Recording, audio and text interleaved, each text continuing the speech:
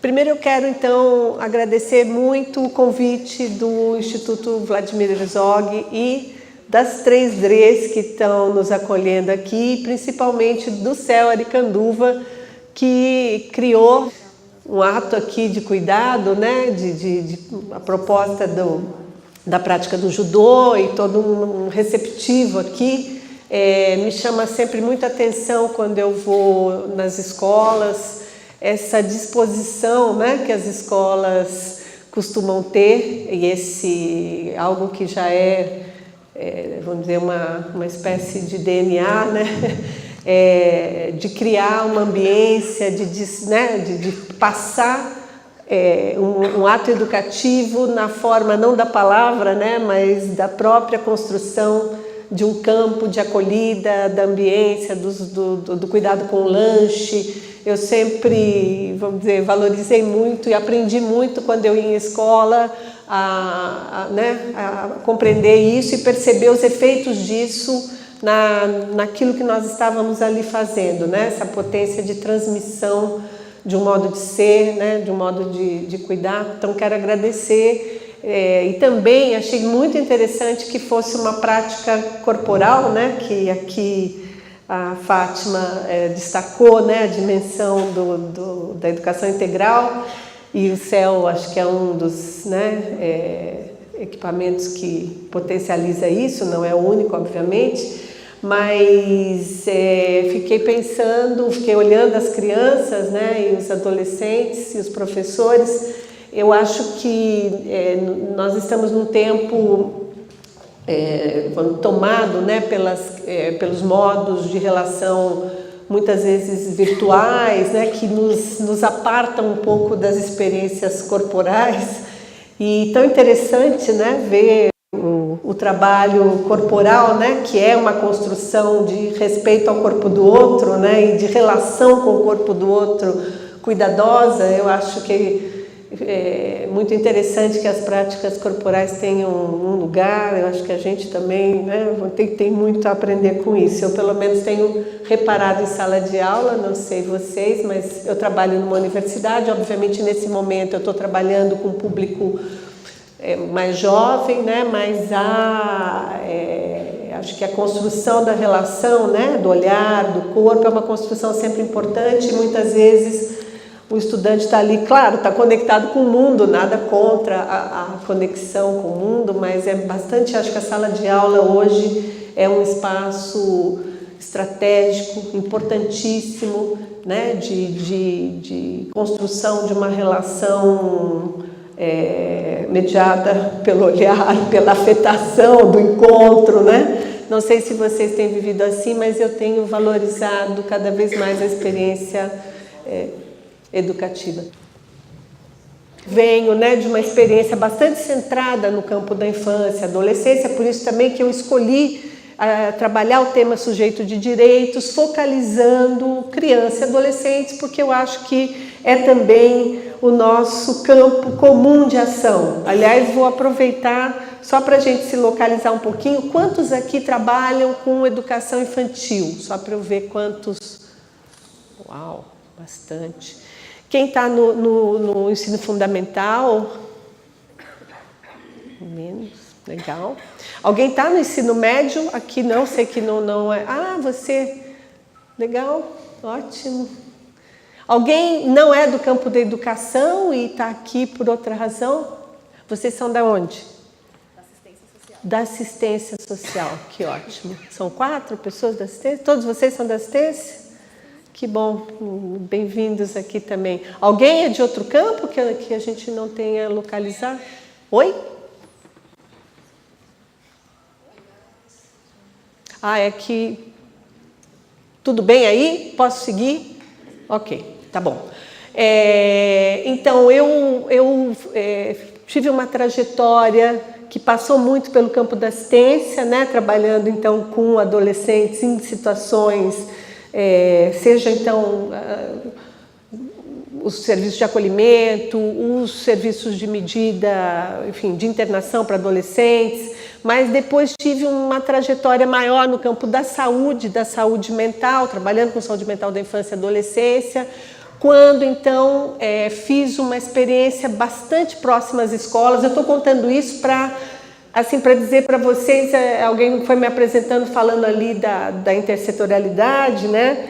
A área da infância é uma área bastante, né, que demanda ações de diferentes campos, então eu também acabei me transitando por esses campos, então um pouquinho na assistência, um tanto na saúde mental, quando fiz uma experiência bastante longa com as escolas na discussão da educação inclusiva. Então estávamos ali no fim da década de 90 e no início, né, dos anos 2000, quando as escolas começaram, né, uma experiência, uma aventura pedagógica trabalhosa de receber em sala de aula regular qualquer criança, né? Então, acho que muitos de vocês talvez tenham vivido essa experiência. Então, e também vivi uma experiência mais ligada à escola nos anos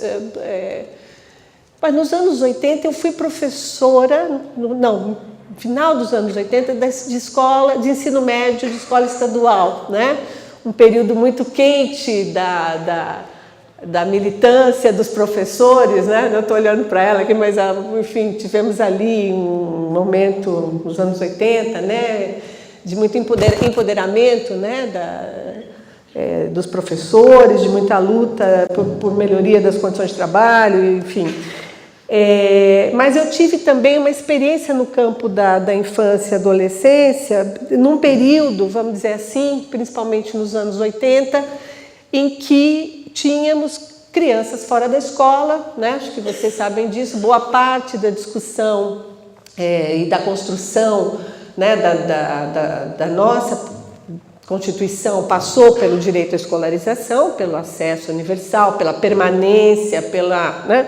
Mas eu peguei, por exemplo, nos anos 90, ainda começo dos anos 90, logo após o Estatuto, a experiência das regiões que trabalhavam com colheita de cana e principalmente cana, né, e laranja, então no interior de São Paulo, em que as famílias, né, acho que essa é quem trabalha no interior ou quem é do interior, as famílias migravam, né, ou iam fazer a colheita em diferentes tempos, em diferentes cidades, e a criança então saía da escola, né, ficava 2 meses, né, numa escola, e nós não tínhamos um dispositivo ágil capaz de assegurar a legitimidade e a acolhida, né, da criança durante todo o ciclo. Então muitas crianças, ou às vezes perdiam ano. Então essa é uma experiência, né, quem trabalhou talvez mais, né, em zona rural conhece. Então eu me envolvi muito com o campo dos direitos da infância e fui, por exemplo, fazendo trabalhos desse tipo, que era com 40 cidades da região sucroalcooleira do estado de São Paulo, como construir um ciclo escolar que respeitasse, incluísse, desse condições de qualquer criança completar, mesmo na itinerância. Hoje, nossa LDB, né, tem mecanismos que asseguram isso, mas nos anos 80, início dos 90, isso não estava tão assegurado. Acho que vocês melhores que eu sabem disso, né? Eu não era uma profissional da escola pública naquele momento, mas eu trabalhei, queria então só vamos dizer, contar para vocês assim um pouco do meu percurso, né? Assim, acho que ainda que eu não esteja, né, na escola atualmente, mantive um contato e é um gosto muito grande para mim conversar com professores. Eu já falei, me reconheço nesse lugar profissional, né, como professora também. E acho isso um campo muito estratégico para a produção da vida, né? Para a produção cheia de poder fazer coisas, como esses meninos, né, que a gente viu no vídeo, capacidade de brincar com sua própria realidade, né, de reinventá-la, né? Muito lindo. Eu então vou começar, tudo bem, pessoal? Algo que queiram me falar nesse momento? Podemos seguir? Então eu vou me dedicar, eu acho que... Pode passar o primeiro? Então, coube a mim um tema bastante espinhoso, né? Porque sujeito de direitos, então queria também colocar isso, sujeito de direitos. Eu vou procurar trabalhar aqui não pela letra da lei, porque acho que a lei é uma dimensão importante, né, da nossa, daquilo que a gente construiu como consenso, como aposta, como desejo de um país, né, quando formulou, pelo menos falando especialmente no caso de crianças e adolescentes, formulou ali nos anos 90, quando aderiu em 89, né, à Convenção Internacional de Direitos da Infância, e quando formulou em 90 uma legislação que não foi né, resultado de um tempo de muita luta, né? Então, eu acho, claro que hoje, acho que nós estamos num momento, de um lado, é difícil falar de sujeito de direito quando estamos num momento com muitos riscos, né? Com muitas ameaças a certa construção de direitos em nosso país, estou falando, né, da reforma trabalhista, a reforma previdenciária,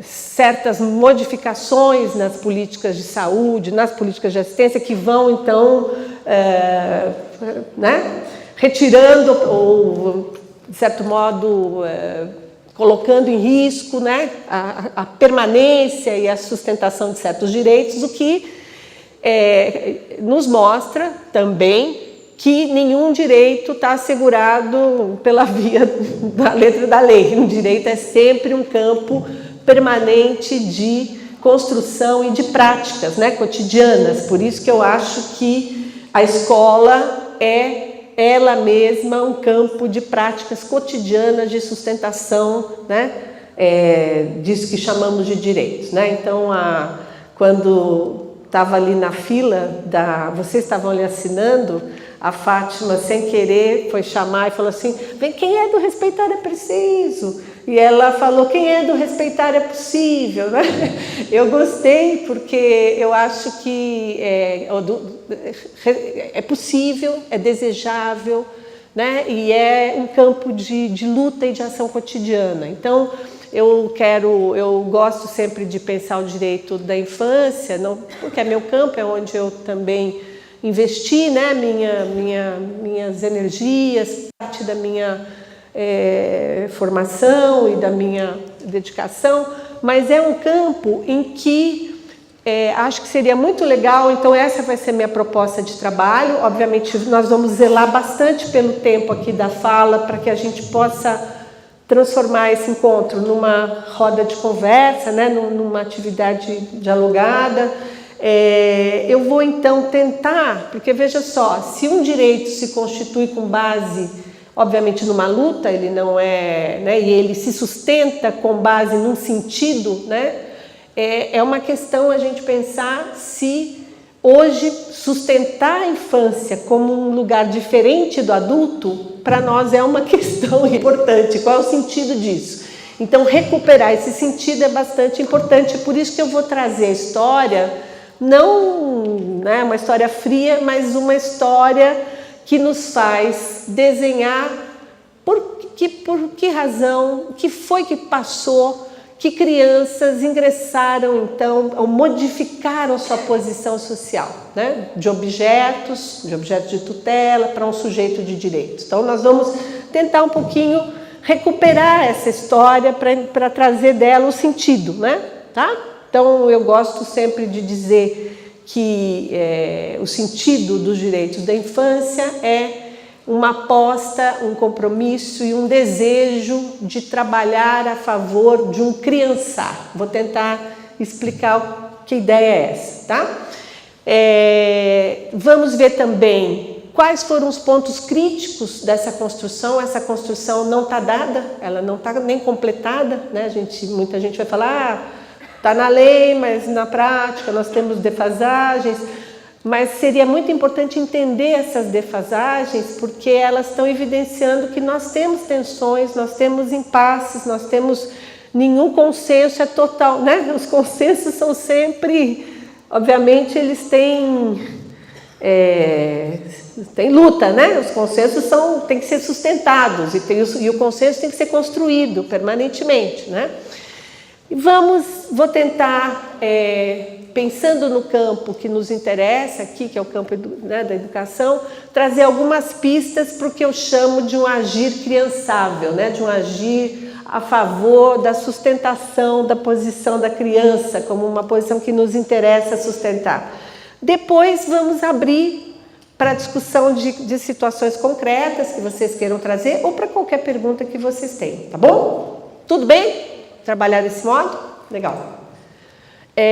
Assim, eu sempre gosto de iniciar uma fala assim, dizendo qual a aposta que eu faço. Eu prefiro sempre que quando a gente trabalhe questões, trabalhe sempre com situações bem concretas, que a gente traga exemplos. Isso nos ajuda muito a localizar, né? Não falar como situações universais, com todo mundo é assim, ou sempre é assim, né? As situações são sempre muito singulares, né? Então, olhar situações nas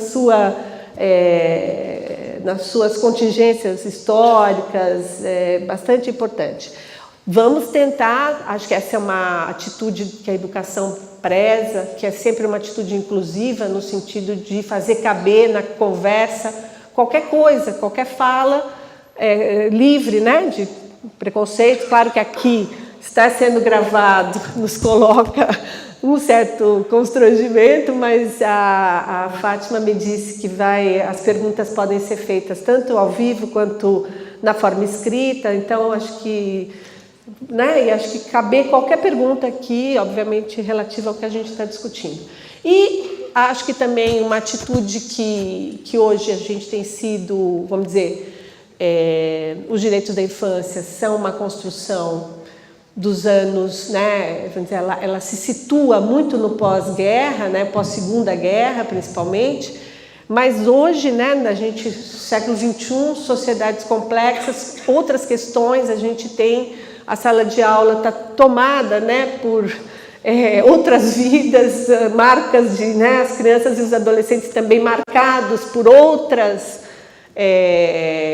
determinações, né? Seja sociedade de consumo, sociedade da informação. Então a gente tem outros problemas, né? Então, na medida do possível, como pensar os direitos também na relação com esses novos problemas, né? Porque hoje a criança, por exemplo, só para fazer um pequeno parênteses, a criança tem um lugar social forte, por exemplo, no mundo do consumo, né? Ela não é assim? Eu me lembro que uma época eu trabalhei mais ou menos para o Pão de Açúcar, nos pediu um trabalho também para o seu compromisso social em relação à infância, educação, né? E eu falei, a gente visita o Pão de Açúcar, não sei se vocês chegaram a ver, a época que eles tinham o Pão de Açúcar Kids, carrinho de supermercado pequenininho, com maquininha de calcular. Já nunca viram isso? Não, ainda bem, que acho que terminaram com esse negócio, mas era fazer a criança ingressar no mundo do consumo rapidamente, né? Então nós falamos, mas esse é o lugar que vocês dão para a criança, né? No mundo do consumo, mano. Então, por exemplo, né? Você fala, bom, mas aí a criança tem um papel social. Sim, mas né? É isso que nós queremos legitimar como campo, né, principal da posição da criança. Vamos lá, então. Também acho que eu já falei isso. O fato de termos marcos legais, de termos estatutos, de termos, né, Constituição, é o que estamos vendo aí, não assegura a mudança cultural, né? Portanto, tem uma dimensão sempre macro-política nessa mudança. Então, os dispositivos jurídicos são importantes, mas a sensibilidade cultural, as práticas sociais concretas, são elas que dão efetivamente, configuram a mudança. Então, por isso que a sala de aula é um espaço de muito poder, né? Nesse sentido de aliar há relações e há construção de sensibilidade, de culturas, de modos de praticar a vida, né? Bom, portanto, eu já também falei disso, as utopias dependem da nossa disposição permanente, né, para fazer isso acontecer, né? Então, eu diria que para mim, criançar, ou essa disposição, né, de tirar a criança de um lugar de objeto para um lugar de sujeito de direitos, é uma disposição de exercício permanente, né? Vamos lá. Bom, eu tomei, então, agora eu estou entrando propriamente na nossa conversa, tomei o título do documentário que a gente viu, né? Que é O Pequeno e o Grande. Aqui, ali o documentário sugere outras coisas, né? O morrinho, né? A experiência ali, né?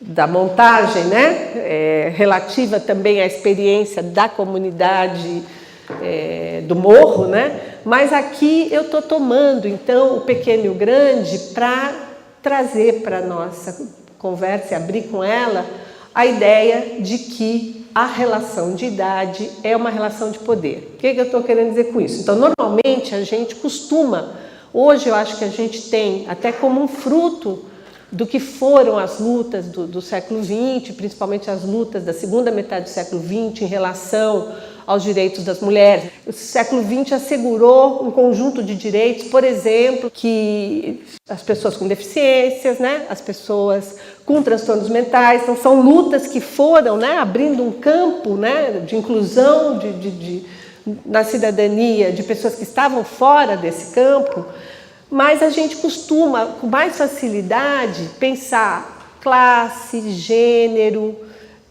raça, talvez raça mais recentemente isso esteja aparecendo mais, né, para nós, aqui em nosso país isso está mais claro, né, como um campo de lutas também, mas às vezes a gente pensa pouco a idade como relação de poder, né? A gente pensa as relações raciais, as relações de gênero. Faz sentido isso que eu estou falando?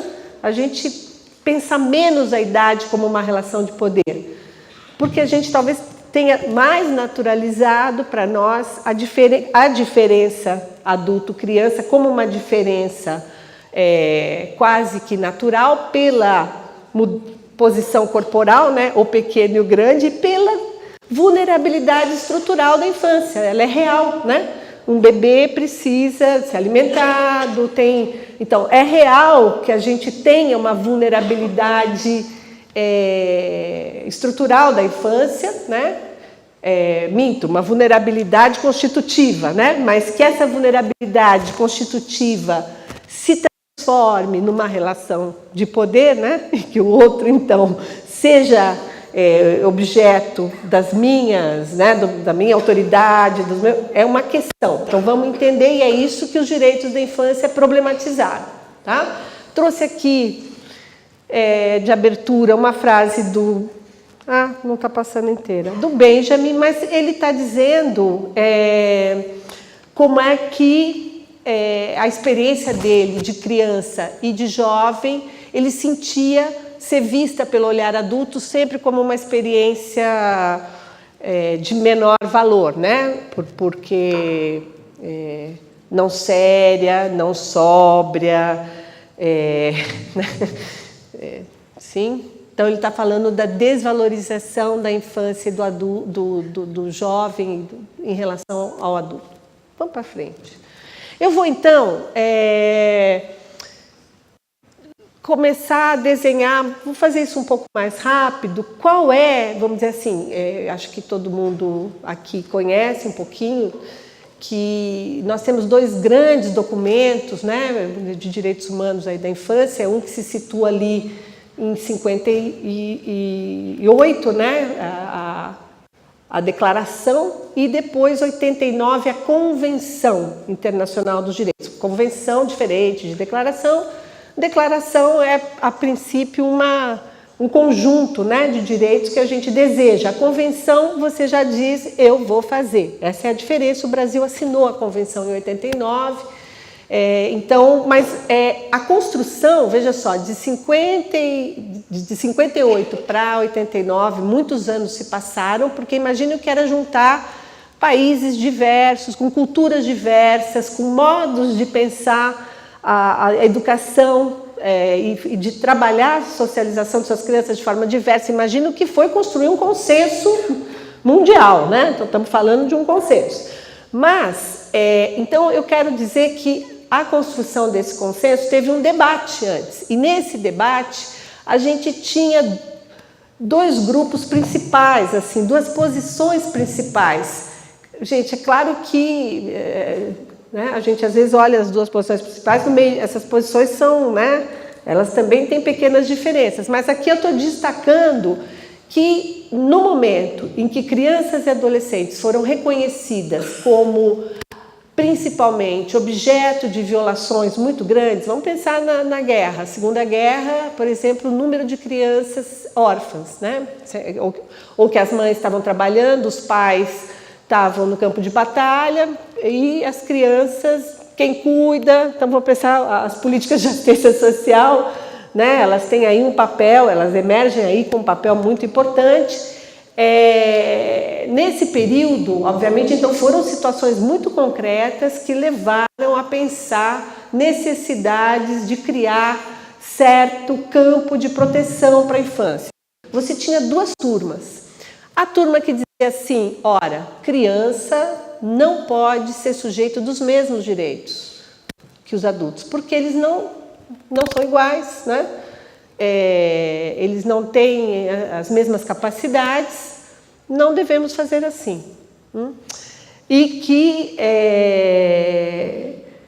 aqui há uma defesa, né, da proteção, nós vamos melhorar um pouco essa ideia. E uma outra turma, que a gente vai chamar de turma liberacionista, autonomista, que achava que sim, que os direitos tinham que ser iguais, e que a proteção, essa ideia de proteger, na verdade, abre um flanco, cria toda uma possibilidade da gente tirar direitos, não assegurar direitos, né? Então, em nome da proteção, você decide, você diz o que é bom, você faz, e você pode, inclusive, confinar, humilhar crianças em nome da proteção. Então, estão entendendo a tensão? Duas turmas, vão para frente. Só para vocês terem uma ideia, olha que interessante, antes então da Convenção, 1989, já a Rússia, né, a União Soviética, a experiência, né, da Revolução Russa, a experiência comunista na Rússia, eles fizeram uma das primeiras declarações de direitos da criança, 1917, que garantia que as crianças decidiam como elas queriam ser educadas. As crianças podiam decidir, inclusive, se queriam morar com os seus pais. Que religião elas abraçariam? Interessante, olha, veja só, isso parece uma surpresa, né? Mas ali é uma aposta, né, em que a criança tem uma posição política, uma posição social. Né? Estranharam isso? Muito. Hã? Que é isso, Deus do céu, como assim? Vai decidir se querem viver com seus pais? É um atrevimento, né? Mas olha só, talvez vocês conheçam, aqui, pessoal, na Revolução Russa, a educação enfrentou uma questão maravilhosa, né? Que era também que pedagogia fazer para uma sociedade comunista, né? Para uma sociedade socialista, uma sociedade que deseja ser diferente do que era, né? E eu recomendo, não sei quantos já leram, alguém já leu o poema pedagógico do Makarenko, um pedagogo russo? Alguém já teve oportunidade? Não? Sugiro, está publicado, são 3 livros, chama Poema Pedagógico, ele conta histórias dele como educador, dos impasses dele como educador, das dificuldades dele trabalhando com jovens, ele trabalhou com jovens difíceis, né? Com jovens que então, cometeram atos infracionais, trabalhou com molecada pesada, né? Assim, e ele contando como é que ele vai inventar uma outra forma de educar, o que é educar para o espírito do bem comum, é muito lindo, eu recomendo. Mas o Janusz Korczak, talvez seja mais conhecido de vocês, ele médico, pediatra, mas que virou um educador, né? Então, ele é mais conhecido, talvez, principalmente porque polonês, judeu polonês, criou um orfanato, né? Então ali já também o orfanato no pós-Primeira Guerra, mas antes até, né? Mas ali já né, e depois o orfanato que continuou, né, existindo no período da Segunda Guerra, quando muitas crianças judias foram levadas, então, para o campo de concentração, e o Cossack decide acompanhar as crianças. Porque como há filmes, né, essa é uma história talvez mais conhecida, mas ele, já famoso pelas suas experiências, é dispensado pelos alemães de seguir no trem, mas ele vai. Então é um cara muito impressionante, né?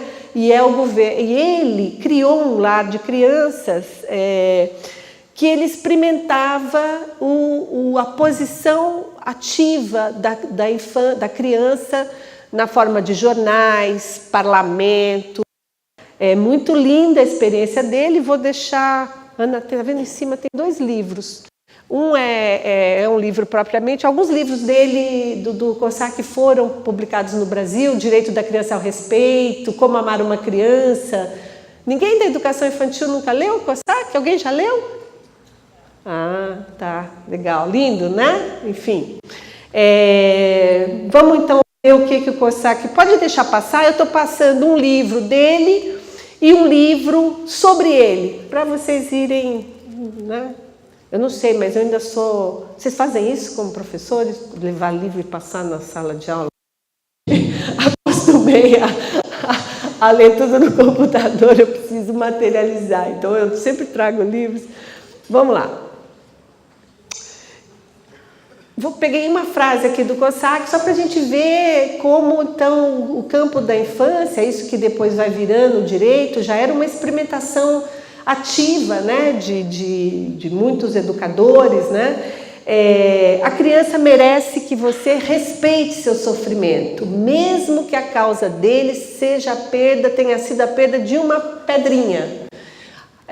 Que você tenha consideração pelos seus desejos, nem que seja a vontade de passear sem casaco, mesmo que esteja muito frio, né? Que você tenha respeito pelas suas perguntas, mesmo que sejam absurdas. Então, o Cossack foi, vamos dizer, o primeiro formulador, né, de certos direitos da criança, inclusive o direito a viver sua vida atual, a ser o que é. Muito interessante. Por quê, pessoal? Porque, em geral, e essa é uma questão que eu vou depois tentar falar um pouquinho mais, a gente está muito tomado pela ideia de desenvolvimento e desenvolvimento normal, normalidade, né? Então, a criança ela ganha um lugar no mundo como diferença do adulto, mas às custas de que o seu desenvolvimento seja avaliado, acompanhado, medido, né? Então, a criança é muito olhada, né? E olhada em relação ao que se espera, a norma. Então, a gente tem aí essa ideia do János Cossack de que a criança tem que ser o que é, né? Muito interessante, porque retira da gente um pouco essa visão do olhar, né, de quem virá a ser um adulto um dia, né? Vamos lá. Pode ir para frente, vou tentar. Então, eu já falei aqui que, finalmente, né, a Convenção de 89, ela reconhece, então, que a criança tem direito à sobrevivência, ao desenvolvimento, à opinião. Então, veja que aqui aparece, né? Olha que interessante, foi o governo polonês, né? Construção do János Cossack, que levou a pauta para a ONU para a construção da Declaração dos Direitos Humanos, né? Então, a Polônia teve um papel bastante interessante nisso. Vamos para frente. Então, olha só, isso que eu queria destacar. Como é que a Convenção lidou? Nós vamos ser protecionistas ou liberacionistas? Porque esse debate aconteceu ali. Nós vamos dizer que a criança é igual, a criança é diferente, mas se a criança é diferente, que lugar político vai ter a criança? Vocês estão me acompanhando, pessoal? Esse assunto está um pouco... Estamos indo, tá?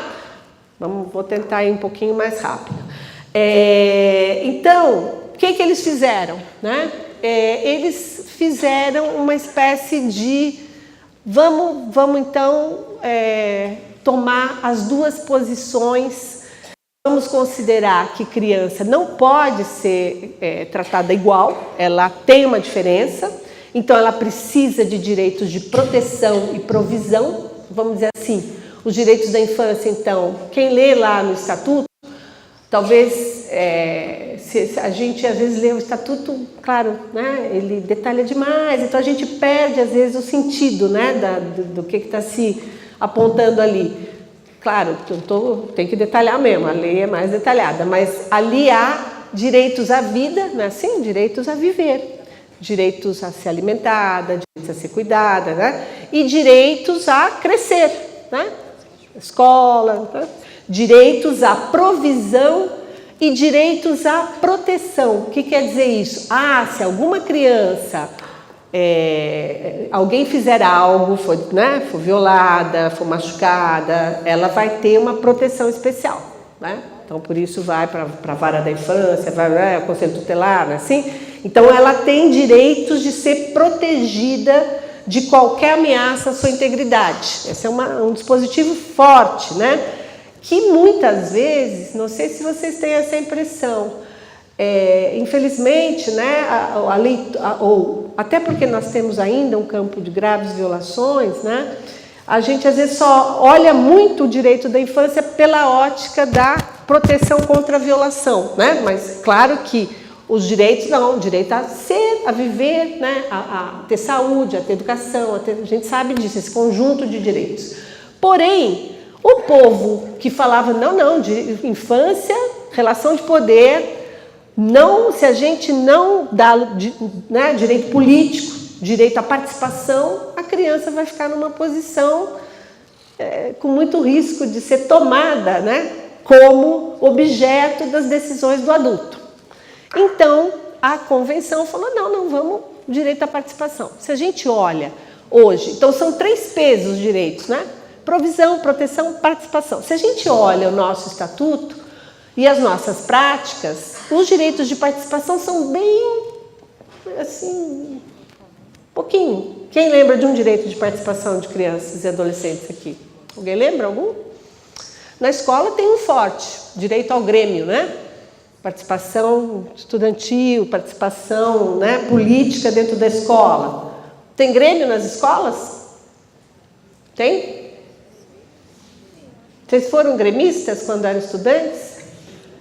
Sim, eu fui gremista, minha primeira experiência, mas uma experiência importante, né? De fazer o jornal da escola, de participar de certas construções, né?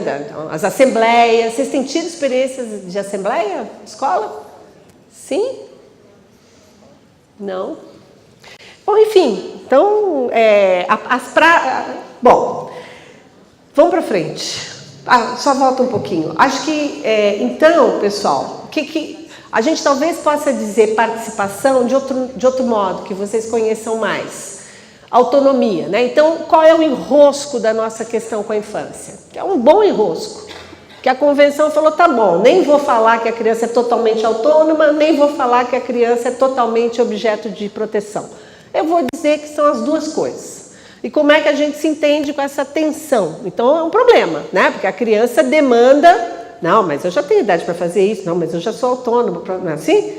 E a autonomia da criança é sempre relativa. Não é a criança com 2 anos não fará a mesma coisa que um com 8, que um 12, mas não porque há um desenvolvimento que precisa ser respeitado, por outras razões, por razões em que o mundo adulto pactua, tem também seus ideais, né? Tem também suas formas de pensar o que é a posição, né? A construção de uma posição no mundo. E a escola tem um papel tremendo nessa produção, né? Ninguém está negando que crianças têm uma vulnerabilidade que é inerente, né? Que ser pequeno e num mundo humano não é igual ser um filhote de... nem o Bambi, né? Que o Bambi já é humanizado, né? Não é igual a ser um bezerro, né? Que com pouco tempo se vira, né? Ainda que também dependa do leite, enfim, mas aqui nós temos uma vulnerabilidade relativa à condição de vida e uma vulnerabilidade que eu vou chamar de estrutural, mas que a gente pode entender como sendo uma relação de poder, né? Não é porque eu sou pequeno ou porque eu tenho certas necessidades de cuidado e de proteção que eu não tenha posição política, que eu não tenha posição de poder na relação com o adulto. Então, essa é a questão que nos toca trabalhar com a infância. Então, essa foi a nossa construção, que eu acho que é uma construção muito interessante, porque tensa, ainda que os direitos políticos não fiquem muito visíveis, né? Quando é que ela é escutada? Estou falando do ponto de vista legal. Ela é escutada com 12 anos, a partir dos 12, se os pais se separam, não é assim? Então, poder escolher, poder dizer se quer morar com o pai, com a mãe, não é? Poder ser escutada, ela é escutada muitas vezes numa situação jurídica, se ela é objeto de uma violência, né? Mas a escuta, quer dizer, onde a criança escuta, sala de aula, a criança é escutada? Claro, estou dizendo, as práticas educativas são as práticas que talvez mais exercitem, certo? Ou mais, ou podem, né? Como diz a Fátima, né? É possível, né? É possível, né? Construir alterações nessa relação de poder. Pessoal, não é fácil, tem que aprender a cair. E não é uma posição voluntarista, né? Muitas vezes é uma posição em que nós fomos constituídos pelo lugar de educador, né? Assim, pelo lugar da própria construção social da infância. Então, objeto de tutela, em nome da proteção, eu decido por você. Então, o exercício de escutar, ele é um exercício de escutar e não só escutar, se afetar com isso, cair, né? Experimentar uma mudança de posição nessa discussão pequena e grande, né? Então, da outra turma que eu trabalhei esse tema, muitos me disseram assim, vamos ver como isso vai aparecer aqui com vocês. Que isso? As crianças falam demais, tem poder demais. As questões, ao contrário, né? Nós abrimos um campo, né? Abrimos. E agora começa a aparecer uma outra questão, que eu também espero que dê tempo da gente, talvez, no debate aprofundar, que é exatamente o contrário, risco do adulto ir-se. Né? Ir-se no sentido não ter uma posição de poder, porque ninguém aqui está dizendo não sustentar uma posição, né? Debandar-se. Né? O que hoje... Claro que o direito é um campo em movimento, sempre, né? E tanto está em movimento que nós continuamos, por exemplo, nesse momento, a discussão sobre a redução da idade penal para adolescentes, né? Sim, não, esse é um debate tenso. Mas, por exemplo, direitos sexuais e reprodutivos para adolescentes. Quem está no campo da saúde sabe que a adolescência... Quais são as garantias relativas à sexualidade que o nosso estatuto traz? Muito mais garantias quando acontece uma violação. Então, o tema do abuso sexual de crianças, as escolas talvez vivenciem esse tema de uma forma bastante visceral, né? São situações que se fazem ver de muitos modos, né? Então, ali nós temos um conjunto de discussão do que fazer, temos dispositivos de cuidado, de averiguação, sim? Mas crianças e adolescentes têm direitos sexuais? Corpo, né? A posição do corpo, relação do corpo com outro corpo, isso é uma discussão profundamente política. E não é direito à saúde, educação, tá? Então, para a gente ter uma ideia que esses direitos raramente se discutem. Raramente, não tem lá, não está na lei. Por exemplo, vou fazer uma provocação.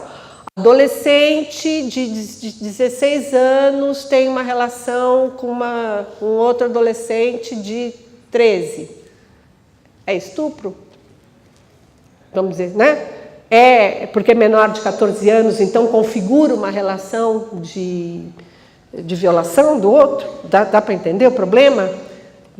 A nossa sociedade mudou muito, né? Enfim, a gente sabe que as experiências sexuais elas se dão mais cedo do que para a nossa geração, para a minha geração, né? Essa é uma questão. Nós podemos debater isso? Então, o adolescente vai no posto de saúde. Claro que a saúde, né? foi fazendo coisas, não é assim? Distribui lá a camisinha, tem lá, até por conta dos cuidados em relação, né, a processos, a riscos, né, em relação à saúde, das doenças sexualmente transmissíveis, mas temos essa dúvida, adolescente pode consultar o ginecologista sem a mãe, né? Sem o pai, sem ela. Não, sim, né? Estão me entendendo? Esse é um exemplo, talvez, mais...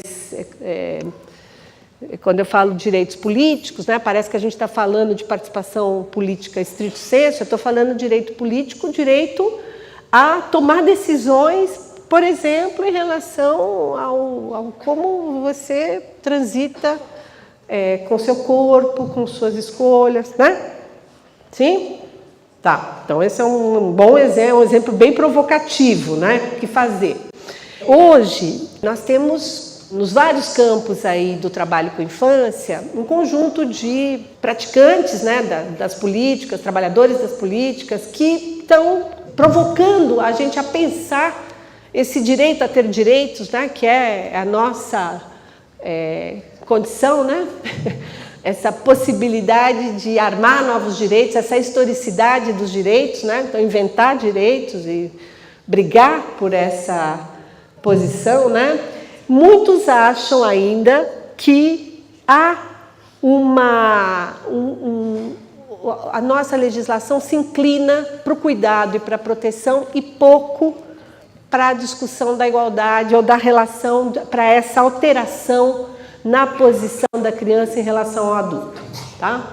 A gente viveu uma experiência assim em relação ao voto, né? Então, hoje, adolescentes de 16 anos podem votar. Vocês lembram a tensão que foi essa discussão? Pode votar aos 16, porém, como assim? Então, tem que ser responsabilizado penalmente também aos 16. Vocês lembram dessa discussão? Se vota, então, dirigir, qual o grau de atuação, né? Então, a gente tem exemplos hoje, né, que vêm também das lutas dos próprios jovens, né, que estão pleiteando outra posição, quero votar aos 16, né, por exemplo, é uma posição de demanda por participação política, mas aí vai danar, tá bom, você vai votar, então também você vai ser responsabilizado penalmente. São iguais? Né? Essa é uma discussão que está aí, né? A nossa decisão foi, pode votar, mas isso não altera a sua condição diferente de responsabilização frente a um ato infracional, né? Então, ele é responsabilizado, porém, ele não vai para uma punição na forma do Código Penal de Adultos, né? Ele vai para uma punição diferente, né? Pode ir para frente. A noção de desenvolvimento, que é tão naturalizada, né? Então, crianças, enfim, vão chegar, vão se desenvolver em relação ao mundo adulto. Volta um pouquinho, Ana, tem aqui. Eu gosto dessa ideia. A gente pensa o desenvolvimento sempre como um lugar de amadurecimento, né? Então, o adulto como modelo, né? Como lugar a que se deve chegar, e essa posição, né, coloca a criança sempre, diferente do que o Korsak está trazendo, né, direito a ser o que numa relação, né, de algo que precisa ser feito em nome desse amadurecimento. Nós, então, decidimos e normalizamos muito a vida de crianças e adolescentes, né? Então, eu acho que a gente já tem, né, acumulado no século, vou dizer, do século, estou falando aqui 21, né, dos anos 2000 para cá, essa experiência, por exemplo, de trabalho com crianças com deficiências, com transtornos do desenvolvimento, né, em sala de aula, em que a gente também expôs mais gente, mais colegas, mais professores, né? Se elas antes tinham um circuito na sala de aula especial, né? Ou na sala de aula, ou só na escola, na educação especial, elas hoje têm dois circuitos, né? O circuito que configura uma atenção singular à sua situação e o circuito que a lança numa experiência com qualquer um, né? Então, essa nossa exposição, não sei se vocês têm visto assim, mas eu penso que o campo das deficiências, principalmente, talvez mais até que o campo da loucura, né? Aspas aqui, tem sido um campo de muita alteração da posição das pessoas no mundo, né?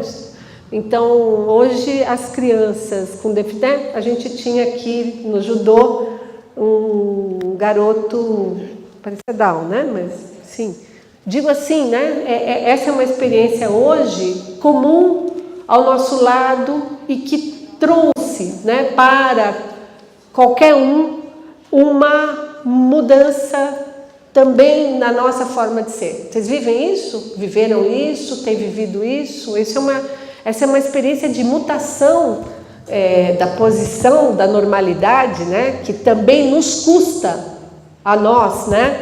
Ela custa a quem sustenta uma posição de normalidade ser normal. É terrível, né? Vou dizer assim.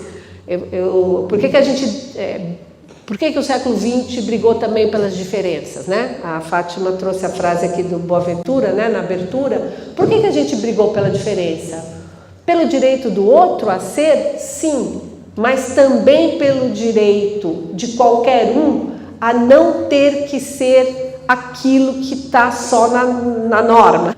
É muito legal que a loucura não desapareça do mundo, porque senão a gente seria um mundo só dos cheio de razão, coisa mais homogênea, né? Coisa mais igual. Estou dizendo, a relação com a diferença nos interessa, me interessa, porque é na diferença, é na heterogeneidade que a gente se afeta e a gente pode também, né, sair da posição, diferir de nós mesmos, né? Então, o pequeno e o grande, essa experiência da diferença adulto-criança é uma experiência de mutação do próprio adulto. É muito legal. Bom, vamos lá. Vamos para frente. Quero chegar nas pistas para o criançado. Será? Não, vamos falar um pouquinho do Brasil. Então, pessoal, no Brasil, vou falar bem rápido, porque eu imagino que é sobre o Brasil, obviamente, que todos os exemplos e todas as discussões que a gente fizer em seguida vão tratar. Mas, como a gente tinha uma legislação bastante dura, né, até os anos 90, né, que distinguia, acho que todo mundo lembra disso, distinguia dois tipos de infância, né? A criança e o menor, né? Então, o menor, e que tratava o menor, que em geral era a criança pobre, era a criança, vamos dizer, com muito menos, né? Campo protetivo, né? Compromissos do Estado em relação ao seu cuidado, né? O Brasil, eu acho que enfatizou, então, como o Estatuto veio, né, como um assegurador, né, de direitos, de cidadania, a gente não discutiu muito os impasses do Estatuto, porque para nós o Estatuto falou o quê? Todos os direitos para todas as crianças. Essa é a indicação do Estatuto, não direitos diferentes, né? Porém, obviamente, passados, né, mais de 30 anos, 36 anos, né, 37, né, contei certo? 90, 2000, o tempo passa, né, isso mesmo, né.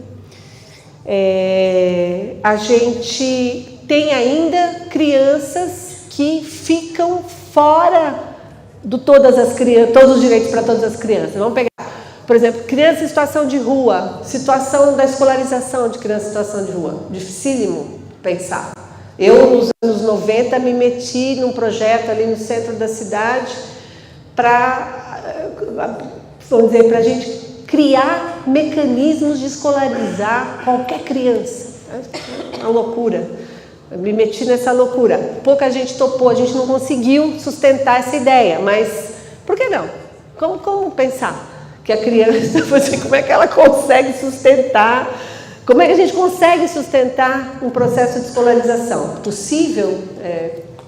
Desafios, né? Então, criança em situação de rua está fora de muitos direitos, né? Fora de muitos direitos, né? Bom, vamos lá. Então, no Brasil, o que eu quis dizer? Isso, segmentos de crianças que estão fora da norma, fora do direito. Então, fora da norma, porque são crianças, porque vejam como a norma, apesar da gente dizer todos os direitos para todas as crianças, a norma,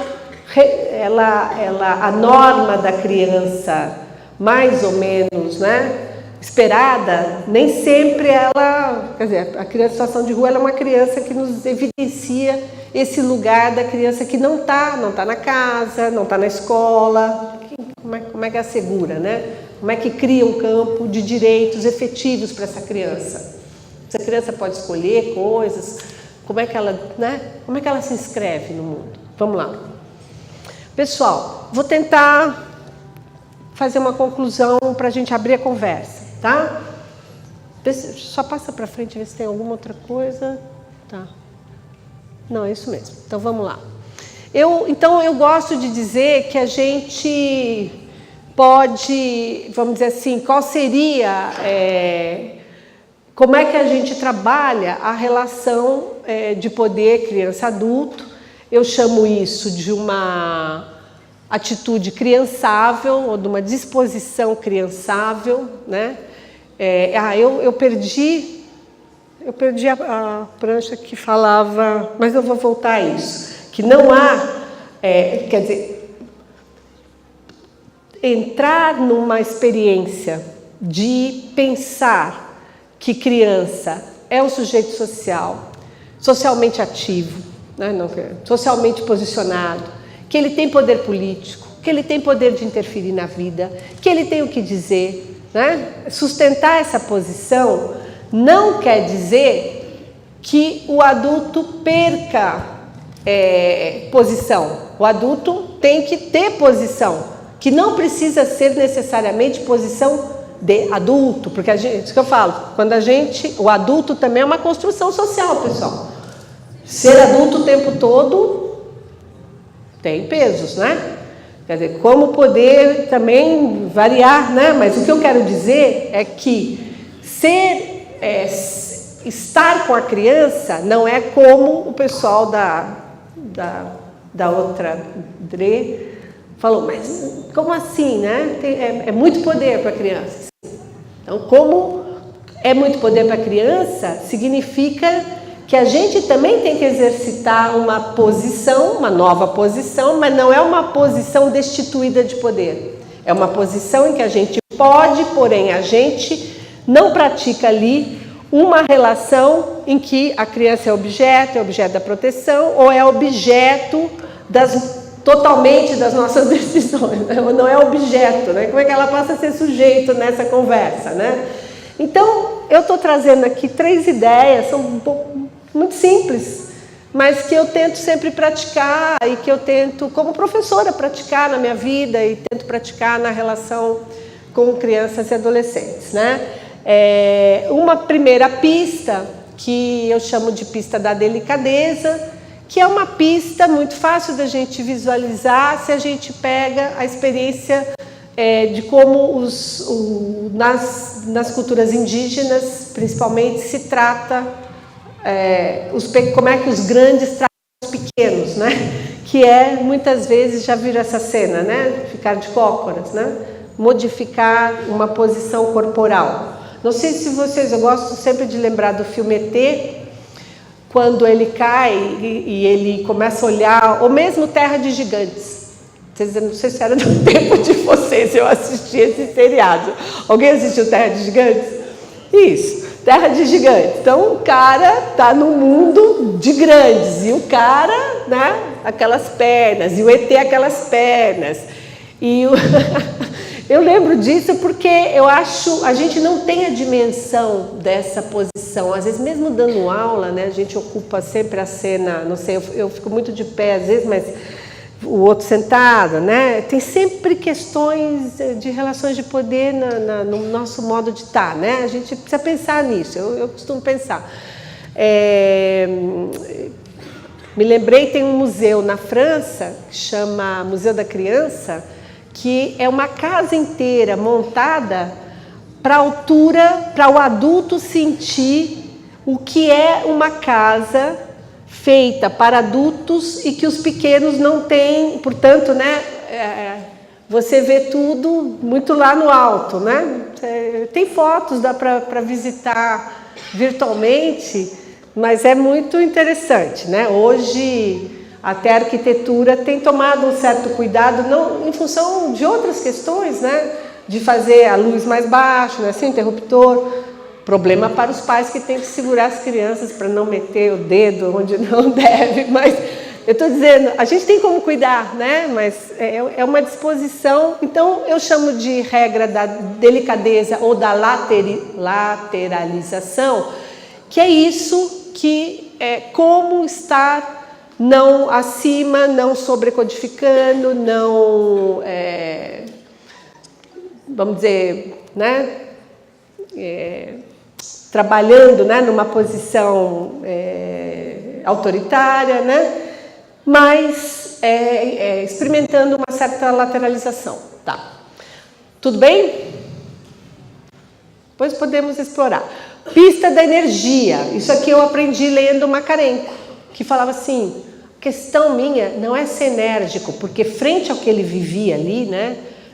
Então, adolescentes muito desafiadores, um frio danado e precisando cortar lenha, e ele fala, o menino vai cortar lenha, ele fala, não vou. Então, inclusive, ele conta como ele, como educador, né, queria dar um tapa na cara do menino, e deu, né? É muito lindo ver o Macarenko falando, né, que era ele como educador experimentando uma outra, né, tendo que experimentar uma relação em situações muito extremadas, né, uma relação educativa, né?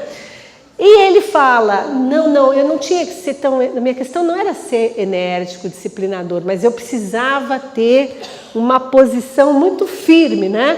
Eu gosto de falar que nossa questão hoje é ter energia, e isso é uma posição de poder, né? Não é debandar-se, é isso que eu falava muitas vezes, a legislação, eu já ouvi relatos assim, inclusive porque o Estatuto, claro, ele coloca questões. Quando a gente está numa relação, e as relações corporais, né, gente? A gente está falando aqui, então não pode pôr a mão porque vai falar que eu machuquei, não é isso? Imagina o Macarenko no Brasil em 2017, ia para o Conselho, ia parar na delegacia, né? Digo assim, já vi situações, inclusive no campo da assistência social, por exemplo, abrigos que trabalham com famílias, que abrigam famílias, que os profissionais do abrigo dizem assim, eu não posso pôr a mão na criança porque se está acontecendo alguma coisa, se a criança está, né, uma mãe aflita, a criança meio atrapalhada, porque podem falar que eu machuquei a criança. Então, né, modelo norte-americano, né, se você...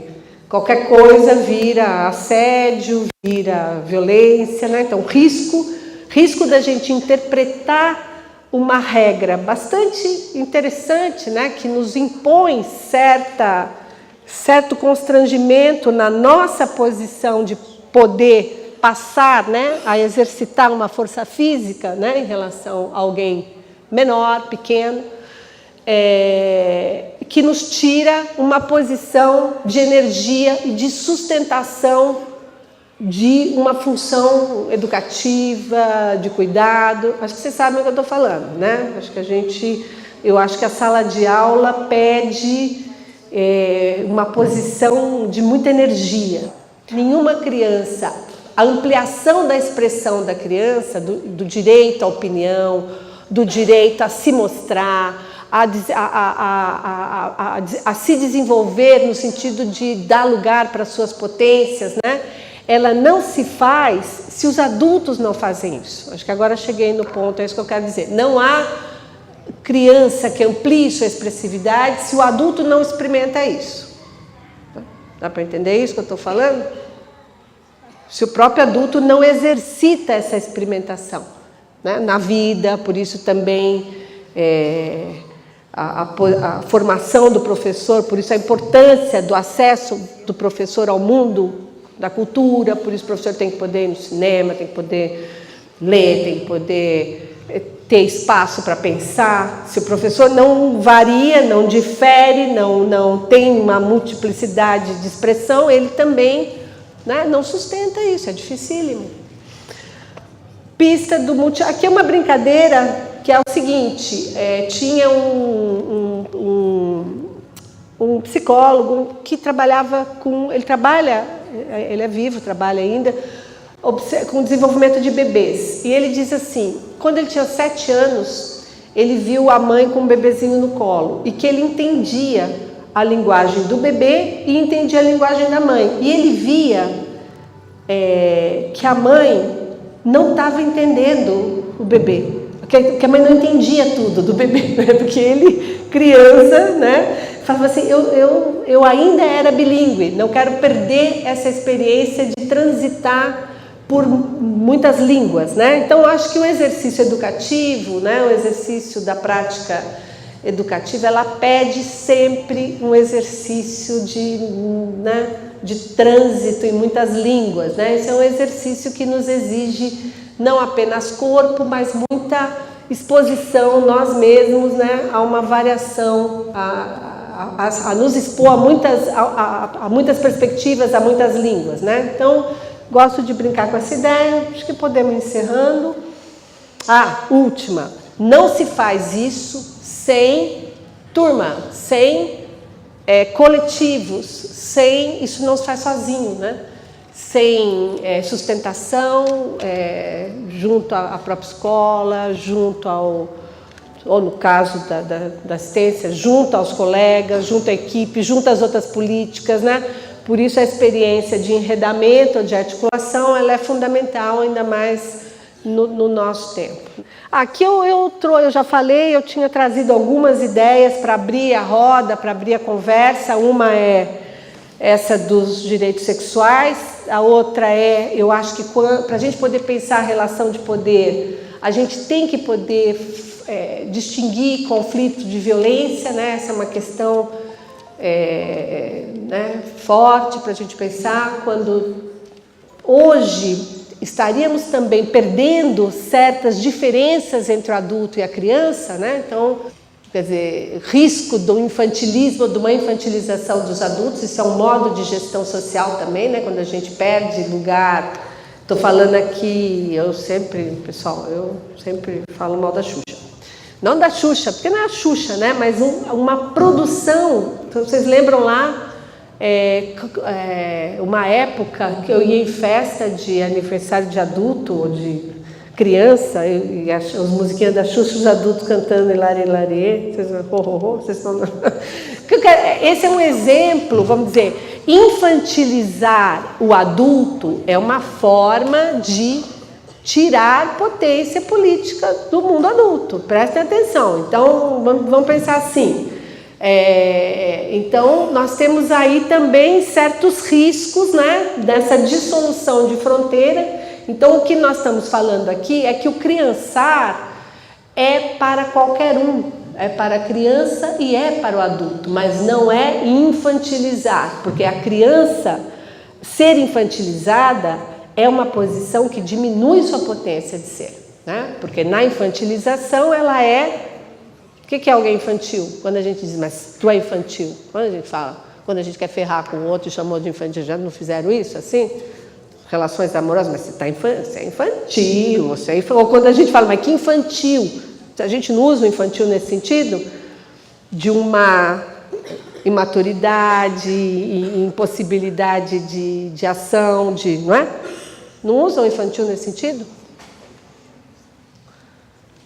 Então, não é esse infantil que nós estamos falando. Nós estamos falando do criançar como uma potência de invenção de mundo e de não ficar colado ao modo, né? Ao modo pronto que seria nós, adultos, afinal, chegamos agora, aguenta a mão aí, porque como é que você sustenta isso, né? Uma vez chegado aí, você não varia mais. Então, a minha proposta aqui de conversa é um pouco apostar no campo dos direitos da infância, não como um campo dos direitos da criança, mas um campo de construção coletiva, onde a gente pode, vamos dizer também, brincar com a ideia de que o adulto é o melhor dos mundos, ou que ser adulto é esse modo que a nossa sociedade propôs, né? É possível sustentar posições diferentes em relação à criança, sustentando que ela tem uma vulnerabilidade que lhe é inerente, mas não reproduzindo necessariamente a posição de poder em relação a ela? Esse é o nosso desafio em relação à infância, um deles, né? E agora vamos passar, então, para uma etapa de conversação, e eu fico à disposição também por e-mail, né, que está aqui para sugerir leituras, para a gente seguir as nossas conversas, tá bom? Obrigada pela paciência aí de me ouvir tanto tempo. Obrigadão.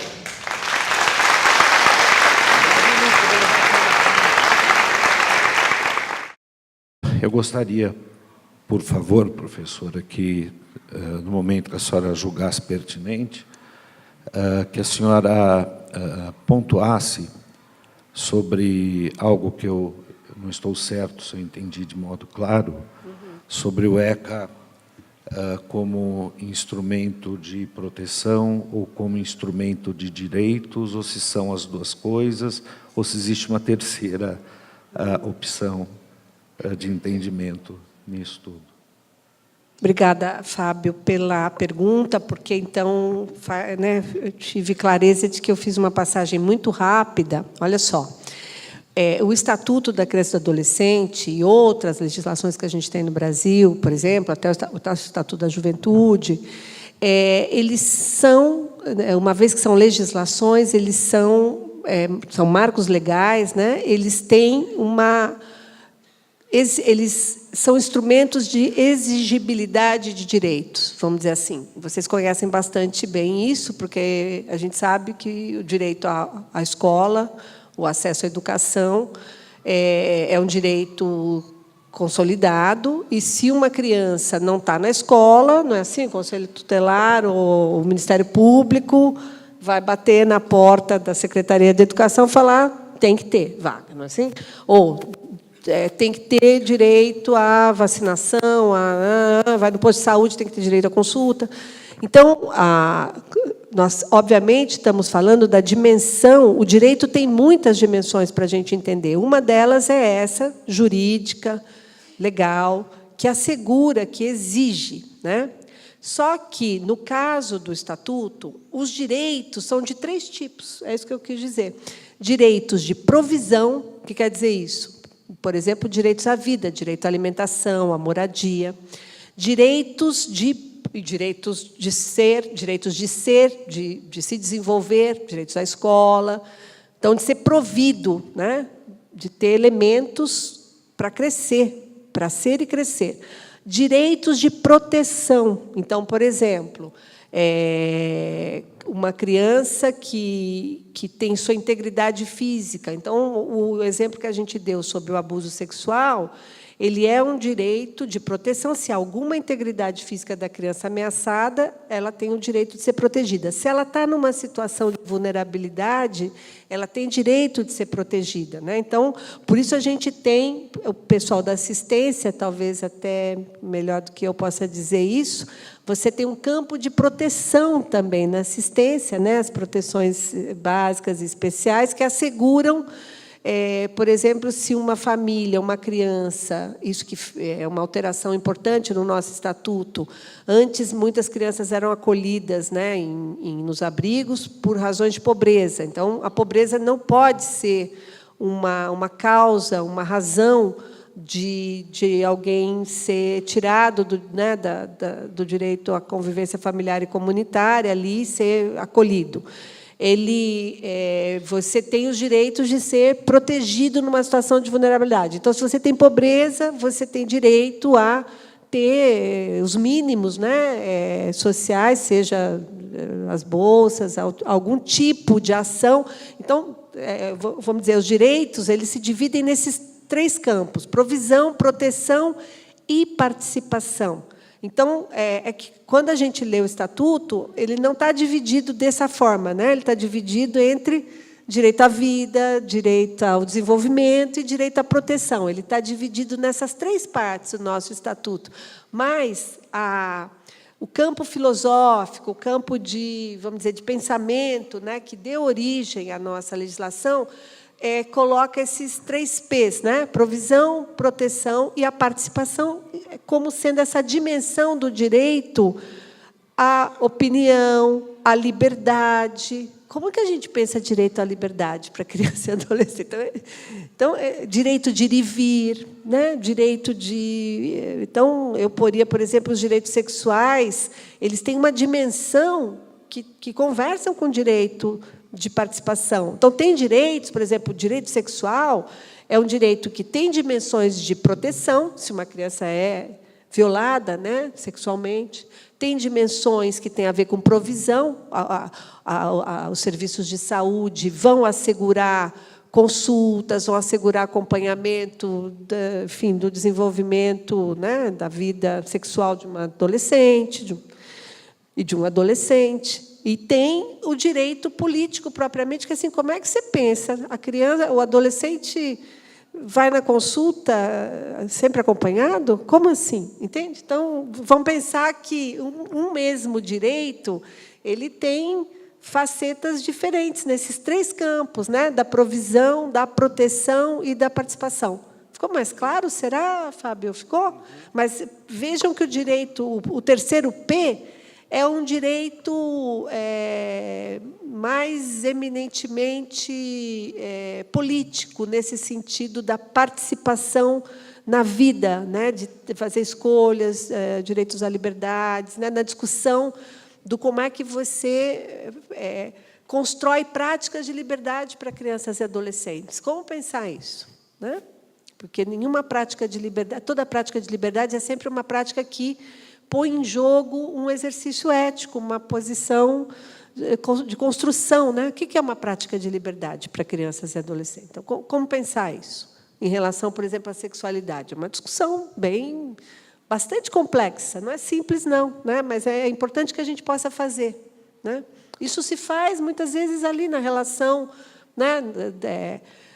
Por exemplo, os professores que trabalham com o corpo, né, na educação física, essas questões talvez apareçam mais do que aparecem em outros contextos. Quem trabalha com a saúde sabe que, né, os pais, né, vivenciam isso quando têm que tomar decisões em relação ao início da vida afetiva de um jovem, né, de um adolescente. Como é que faz? Deixa o quê? Como? Todo mundo fica cheio de questões. É um campo, muitas vezes, pouco discutido mais coletivamente. Né? Claro que sempre tem espaços para isso, mas eu digo, isso não está... nós não temos dispositivos legais para assegurar certos direitos. Bom dia. E aí eu gostaria, professora Maria Cristina, que a senhora aprofundasse um pouco a questão da distinção entre conflito e violência, para a gente poder, que eu tenho um pouco ainda dessa... Né, de poder esclarecer também para as famílias, tudo. Então, a gente está procurando muito essa questão de distinguir o que é conflito e o que é violência. Então, eu gostaria que a senhora aprofundasse, por favor. Obrigada. Isis, obrigada pela pergunta. Esse é um campo bastante interessante para a gente pensar. Né? As situações de violência, elas configuram necessariamente um tipo de relação de poder em que o outro, né, um dos polos dessa relação, fica sem poder. Né? Vamos dizer assim, ele fica tomado numa relação tão absoluta, tão autoritária, que ele perde sua possibilidade de ter algum poder ali. Né? Então, vamos dizer, numa situação de violência física, por que a gente zela, né, em qualquer espaço para ninguém passar a uma relação corporal em que há uma desmesura de força, né, a não ser que isso esteja dado dentro de um campo disciplinado, como no judô. Né? Ali há um exercício de relação de força que está totalmente recortado sob as regras esportivas, né? E sob as regras, o que o professor falou, né? A gente luta também para se aperfeiçoar. Tem ali um exercício, uma prática corporal, então, diferente. Por que a gente é tão claro para nós que trabalhamos, né, em qualquer campo, que a regra de não bater, não criar um confronto físico é uma regra que a gente cuida. Obviamente, eu vou aqui fazer um parênteses para os nossos tempos, né? Obviamente que nós temos situações de opressão e de dominação tão extremadas que a passagem ao ato físico, muitas vezes, é uma estratégia de luta, senão a gente estaria, vamos dizer aqui, dizendo que as pessoas que colocam seu corpo contra uma situação extremada de violação estariam sendo violentos, né? Aqui estamos falando de uma reação de alguém que vai lá e para lutar contra situações de dominação, precisa pôr em jogo também a força, né? Então, o que eu estou falando de situações de violência, elas vão pensar assim, eu que trabalhei muitas vezes, um período da minha vida com instituições muito duras, né? Então, internatos de adolescentes, onde você tem práticas, mesmo depois de, vamos dizer, obviamente a gente tem feito muitos esforços para erradicar ali dentro práticas de tortura, práticas de violência física, né? Mas isso foi uma realidade, né, documentada e existente no nosso país. Então, quando você via ali, então, aí estamos falando de uma situação de violência, né, onde a força do outro bota alguém na posição de objeto total e essa pessoa não tem mais poder de reação, não tem poder de estar, né, sustentando algum tipo de relação. Então, aí nós estamos falando de violência. Tá? Então, por exemplo, estou me lembrando, e mesmo nesses lugares de extremada violência, eu acompanhei muitos jovens. As práticas são práticas muito comuns, às vezes, em situações de constrangimento corporal muito forte, né? Muitos adolescentes que faziam, né, um atentado contra o próprio corpo, né, uma ação contra o seu corpo, cortar-se, jogar-se, vamos dizer, tentar algo como último esforço, né, de se posicionar numa situação de enorme opressão. Então, isso eu estou chamando de violência, né, de situações em que há uma desigualdade tremenda na relação de poder que não se constitui um conflito. Então, um conflito só se constitui quando há relação de poder, né?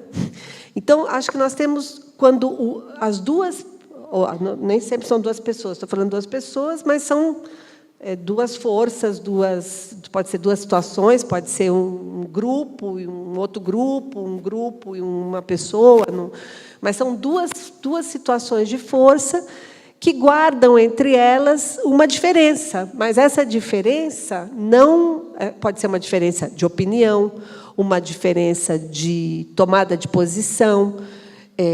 Essa diferença pode ser exercitada, né? E o que eu quis dizer é que, muitas vezes, quando a gente não exercita o conflito, a violência vem porque não é reconhecido. Muitas vezes, isso que eu falei aqui, às vezes, a violência, ela não é... Porque, veja só, a violência não é um evento irracional, naturalizado. A violência é sempre uma construção. Eu gosto de pensar assim, ela tem história, né? Ela tem construção. Então, a gente, muitas vezes, observando como é que se constituem situações violentas, a gente vai ver que houve algum conflito que não foi trabalhado, não foi incluído, não foi considerado, houve alguma relação de poder que não foi considerada, e porque ela foi abandonada, ou foi recusada, negada, não teve lugar, às vezes aquilo fica ali e, né, volta na forma de uma ação que parece irracional, esquisita, né? Então, acho também importante a gente distinguir a agressividade de violência, né? Então, agressividade não é igual violência. A agressividade pode tomar a forma do conflito, pode tomar a forma da violência. Então, isso depende do modo como a gente, vamos dizer, das condições dos atores e do modo como aquela situação é conduzida. Obviamente que é sempre uma aposta, né?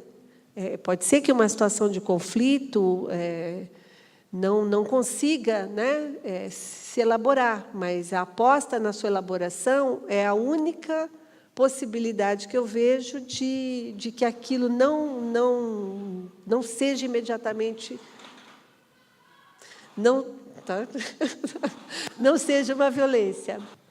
Bom dia. Desde 2015, eu trabalho com um grêmio estudantil dentro da unidade. Esse é o 3º ano consecutivo.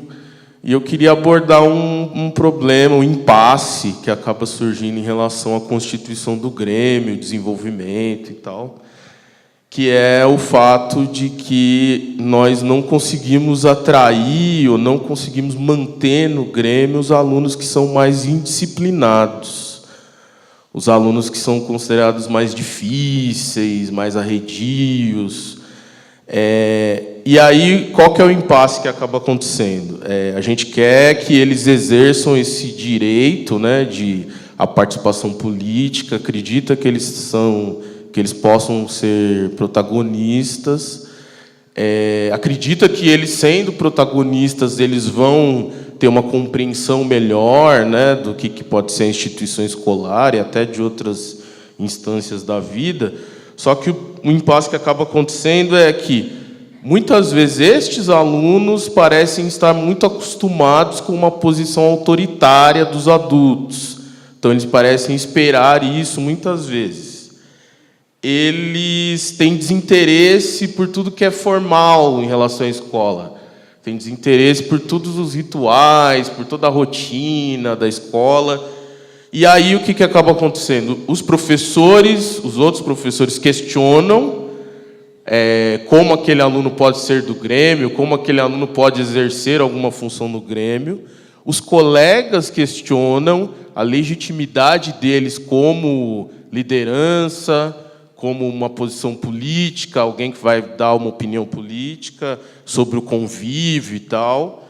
E eles, ao mesmo tempo, né, curiosamente, parecem ser os alunos que mais têm o potencial da autonomia assim, desenvolvidos. Né? Eles têm iniciativa, têm capacidade de tomar decisões, até por vivências que eles já trazem, mas fica esse impasse dessa situação de que eles muitas vezes não querem participar porque são cobrados a partir do momento que participam e não querem participar porque os colegas questionam quem são eles para dizer alguma coisa, já que eles não fazem nada, já que eles aprontam. Então, eu queria, na verdade, eu sei que não tem uma resposta para isso, né? Uma reflexão a respeito desse problema que acontece no ambiente escolar com adolescentes, que é a minha realidade, né? Adolescentes de 12, 13, 14 anos, sempre tendo um certo conflito em relação a quem participa do grêmio, como deve atuar, qual deve ser a postura, quem tem legitimidade para exercer uma função de liderança política dentro daquele ambiente. Qual é o teu papel como professor nessa experiência? Só para eu entender melhor. Eu chamo, desde 2015, eu coloco no projeto como professor orientador. Então, sou uma espécie de professor que vai tentando mediar ali e tentando mostrar caminhos para que eles possam desenvolver. E a ideia é que o grêmio fosse mais autônomo, mas a gente não consegue avançar tanto nesse aspecto, né? Wellington, obrigada por trazer duas, né, uma experiência e, ao mesmo tempo, uma questão que põe em jogo o conflito, a indisciplina, a autonomia e o que é participação, né, na escola, né? Então, são muitas questões numa só. Vamos ver o que eu consigo dialogar com você. Pensei várias coisas. Eu acho assim, primeira, é verdade, que legal, quer dizer, você está trazendo também o lugar do professor nessa experiência, né? Você falou orientador, é um apoiador da experiência, né? Um orientador, um tutor, enfim, alguém que sustenta uma experiência dessas, precisa de sustentação dentro da escola. Ela, ainda mais porque a gente tem poucas práticas, né? Elas não são práticas que estão totalmente asseguradas, né? Então, eu acho que a primeira coisa a gente tem que pensar. É muito legal que um grupo de jovens, de adolescentes, dentro de uma escola, se aglutinem, constituam uma grupalidade. Então, a primeira coisa é fazer acontecer esse grupo, né? Ter ali, mas que não perca sua relação, sua conexão com os demais colegas, né? Então, o Grêmio é o quê? É um espaço de animação, vamos dizer, de sustentação das demandas dos demais. Então, como é que o Grêmio vai pensar a sua relação com os demais, né? É um problema isso. O Grêmio não pode virar uma instância que decide, né? Ela é um espaço de levar para dentro da escola e trabalhar na relação com os professores, com a direção, as demandas dos alunos, né, dos estudantes.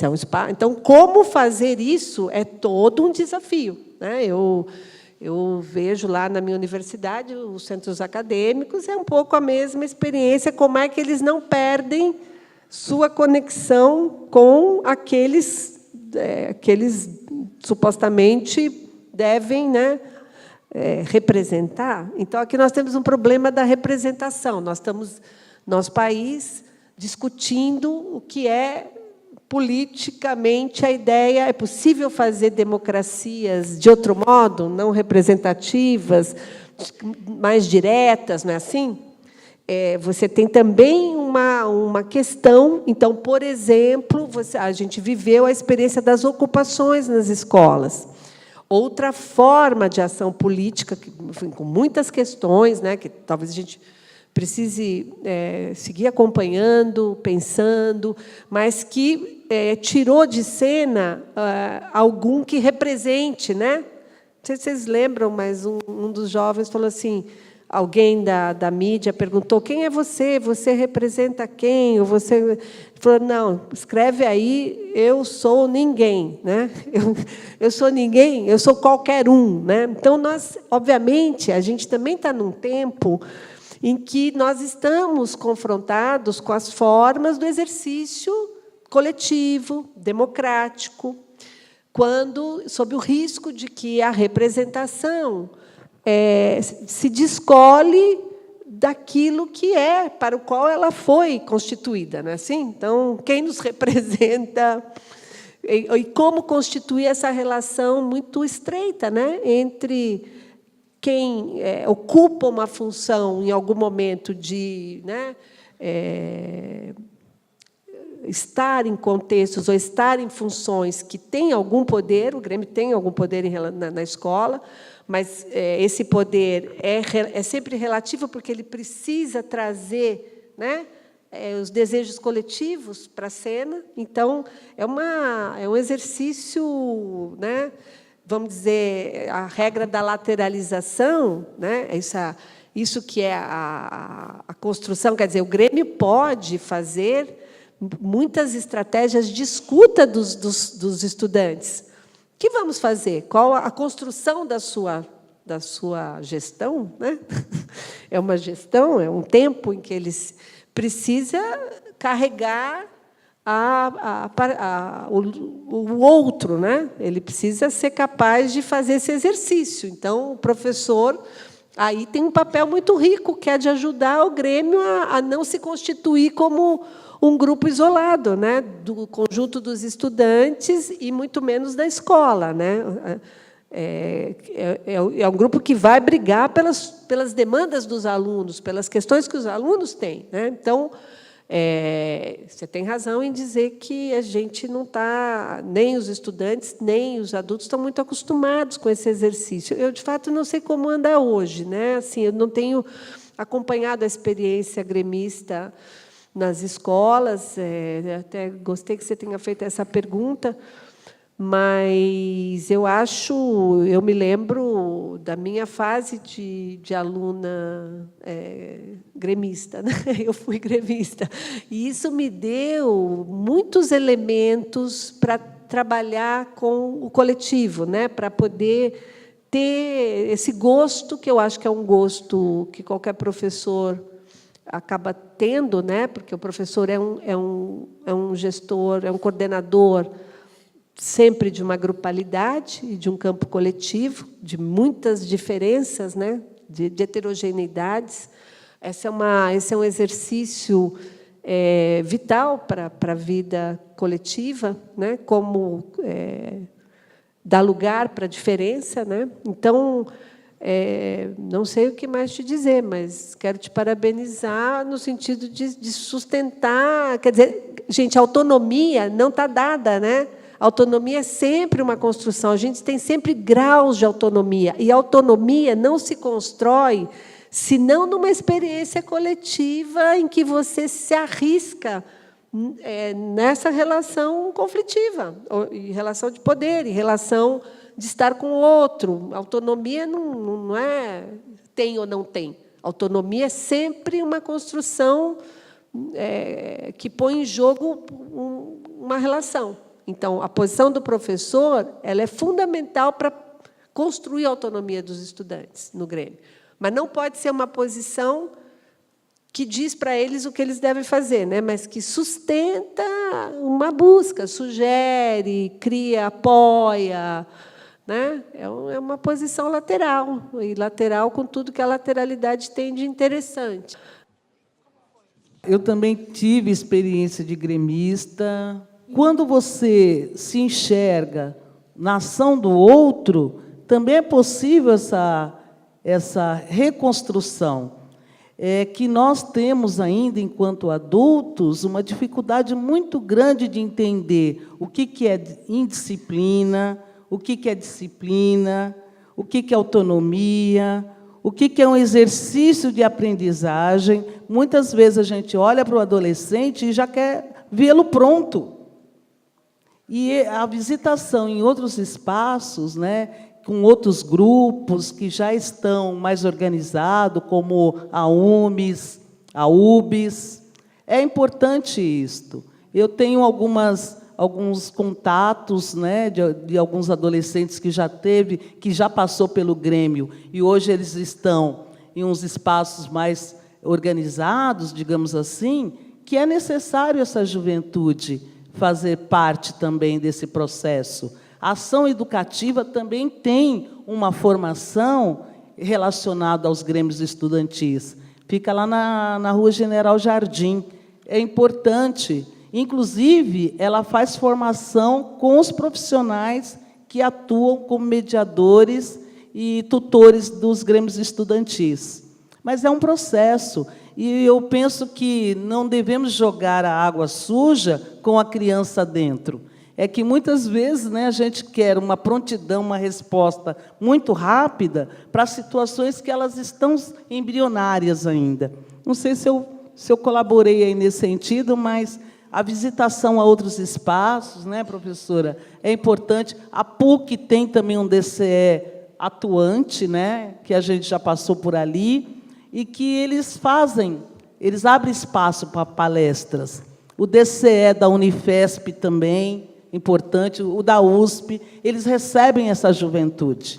Muito legal, eles saírem da escola e potencializar com outros grupos.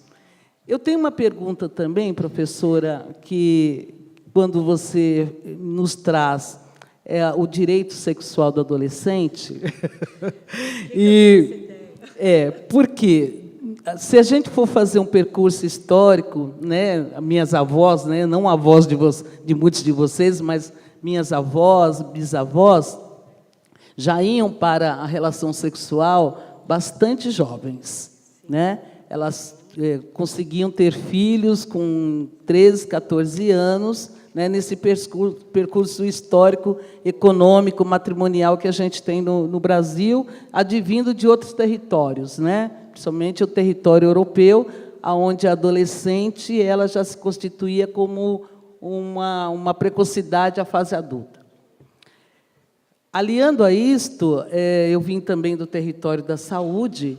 Nós temos dentro da escola o programa de saúde escolar, que preconizou o adiantamento da vacinação do HPV. Será que isso não é já uma concepção embrionária de respeito a esse direito sexual? Bacana a pergunta.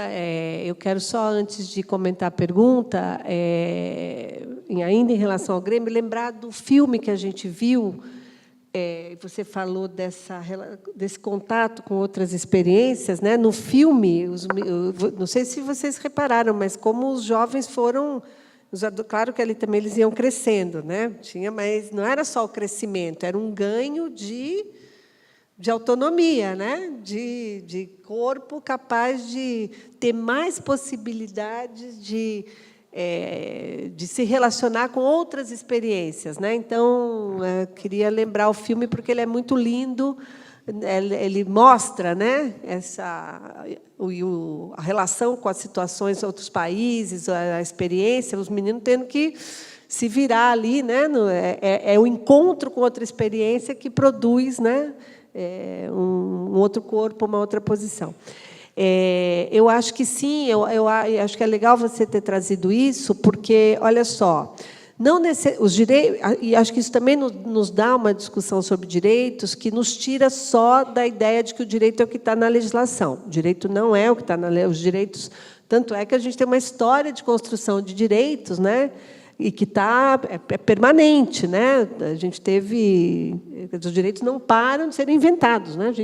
A Hannah Arendt falava que o único direito que a gente não pode abrir mão é o direito a ter direitos, né? Então, essa ideia de que os direitos são sempre respondem a uma historicidade da vida. Então, e a luta, né, e a própria experiência, né, histórica e da invenção de mundo que nós humanos fazemos, né?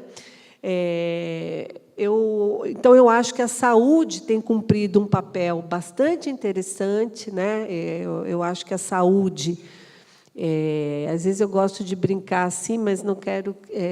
eu acho que a saúde, a política de saúde, as experiências de saúde, por diferentes razões, né, pela sua própria prática, lidaram ou tiveram que fazer práticas um tanto mais democráticas no sentido da relação com o usuário. Talvez é disso que eu esteja falando, né? A saúde acabou também para assegurar o acesso universal das pessoas. E acesso não é só, né, ter direito a bater na porta do posto, mas é ter, de fato, lugar de acolhida para as suas questões. A saúde, essa experiência de acolhimento que a escola também vive, né, como acolher qualquer um, a heterogeneidade, ela colocou a saúde em condições de abrir, e também, obviamente, não só isso, pessoal, nós estamos falando... vamos dizer, de processos de imunização, de cuidado com a vida, né? Então, a saúde, isso que a gente vê como uma atitude da saúde, se a gente pega alguém que trabalha na estratégia de saúde da família, né? Um agente comunitário de saúde, essa capacidade que o agente comunitário de saúde tem de colocar a vida como o exercício principal da sua tarefa e retirar, né, todos os preconceitos, todas as leituras, todos os julgamentos de valores, né? Esse é um exercício né, de se fazer um agente público, né, no sentido de se fazer, né, levar para alguém um bem público, né? Então, a saúde faz esse exercício. E, ao fazer esse exercício, você diz, bom, aqui o HPV ele é uma questão que a gente tem bens, a gente tem ofertas, né? A gente tem possibilidades preventivas, e isso colocou uma discussão, foi muito interessante, eu não sei se vocês acompanharam, mas para muitos pais, o que significava aquilo? Então, que a menina, né, menor de 14 anos fosse vacinada, significava uma licença para o exercício sexual, o que estava em jogo?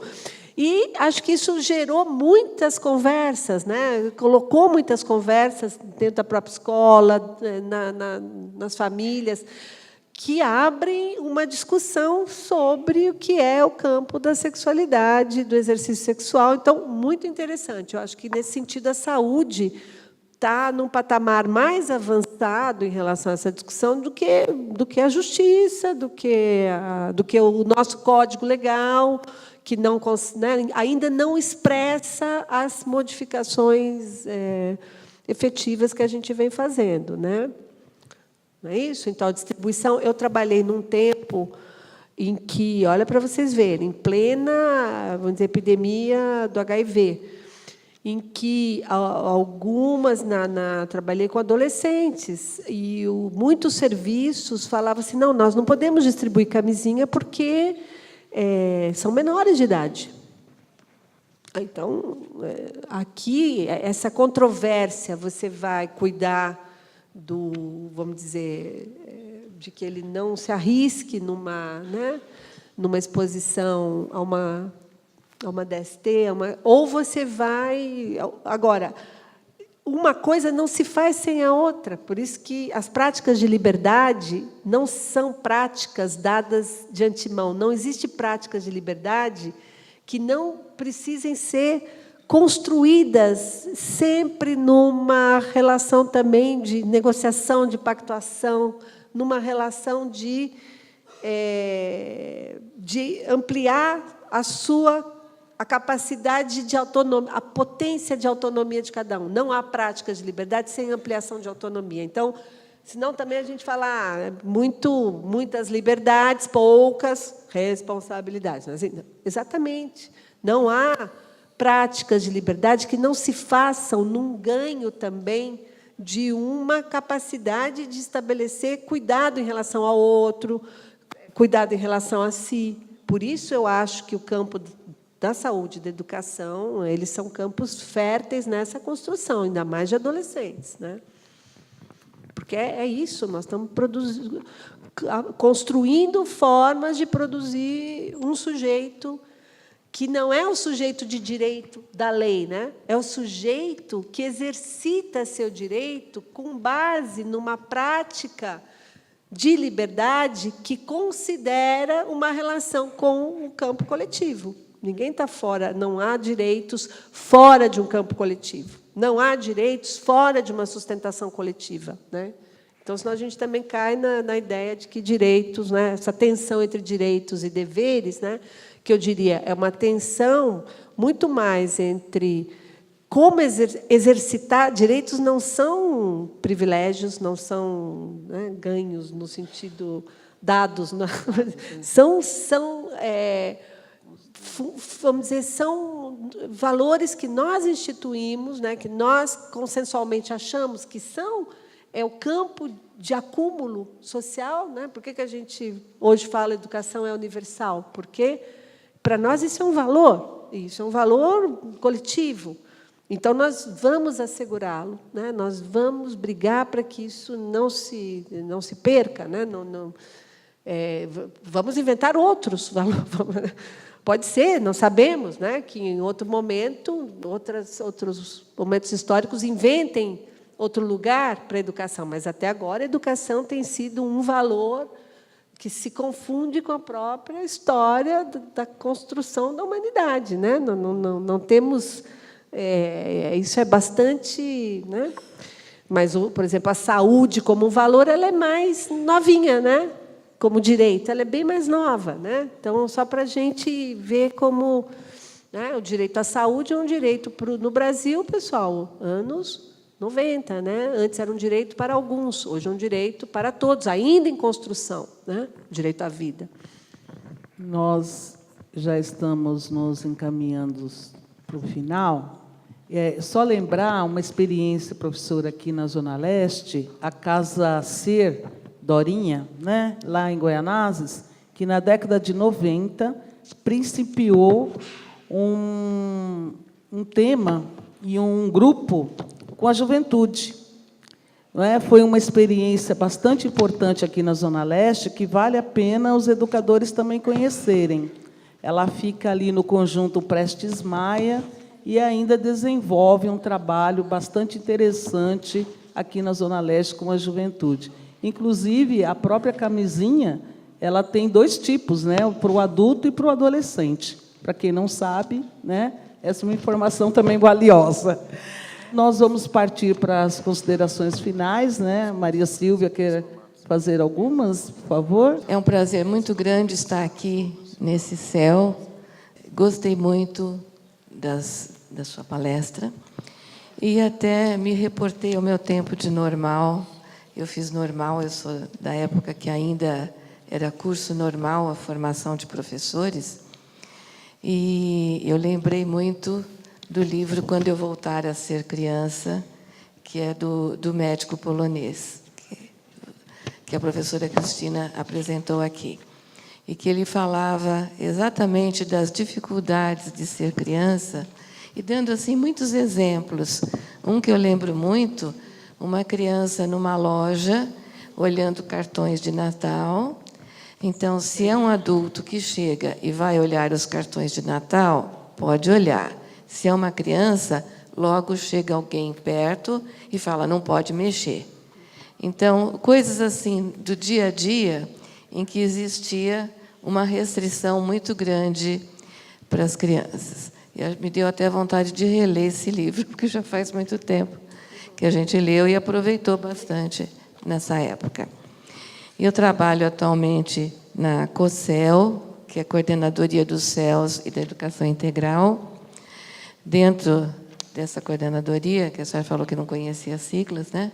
A gente tem algumas divisões, e a divisão da qual eu faço parte é a divisão de gestão democrática e programas intersecretariais.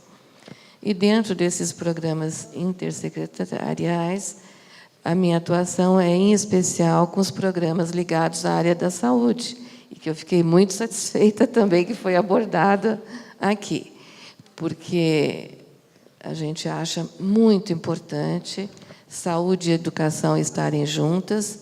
Isso a gente sempre fala, sempre que você deseja alguma coisa para uma pessoa, você fala muita saúde, muitas felicidades. Então, é uma coisa que a gente sempre fala e que a gente acha muito importante na educação. Tanto a parte da saúde dos alunos, como dos profissionais e da comunidade onde está inserida essa escola. E até, voltando um pouquinho para a pergunta do professor Fábio, quando a senhora diz assim que o ECA é um dos instrumentos da exigibilidade de direitos e coloca esses três agrupamentos, né? Provisão, proteção e participação. Embora a senhora já tenha falado algumas coisas, gostaria de ver, assim, no seu entender, o papel da escola e que tipos de atividades, ações, que tipo de formações nós precisaríamos ter para poder atuar dentro desses 3 itens. O que é papel da escola? Dentro da proteção, da provisão, da participação. Dando, assim, uma amarração final para a gente sobre esse tema que nós estamos discutindo hoje. Bom, eu acho que discutir as questões associadas aos sujeitos de direito são questões com várias interfaces e, por isso, são intermináveis. Essas discussões, elas jamais se encerrarão ao final de uma palestra ou de um ciclo de palestras.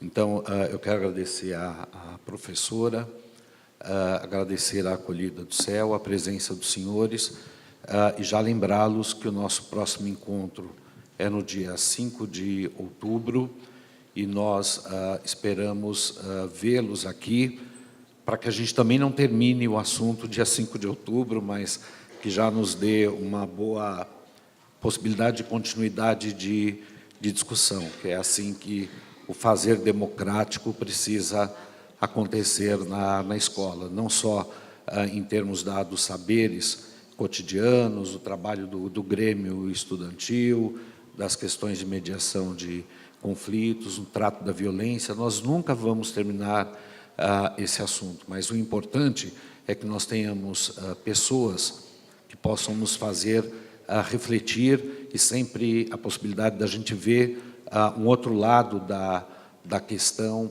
para que a gente sempre esteja preparado para o inesperado, que são todas as questões que permeiam a nossa vida dentro e fora da escola. A escola, eu acho que ela já faz ações, né?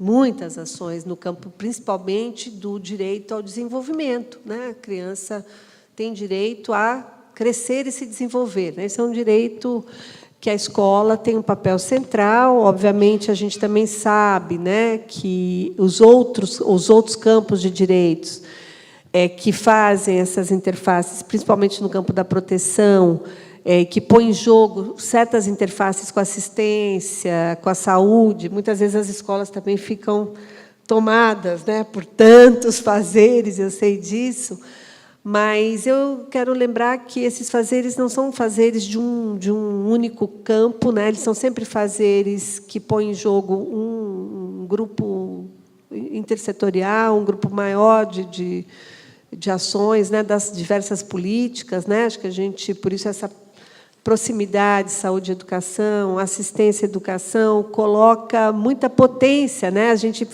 às vezes, acha que tomar a demanda que o outro traz para a gente vai dar mais trabalho. Em geral, a experiência que eu tenho é o contrário.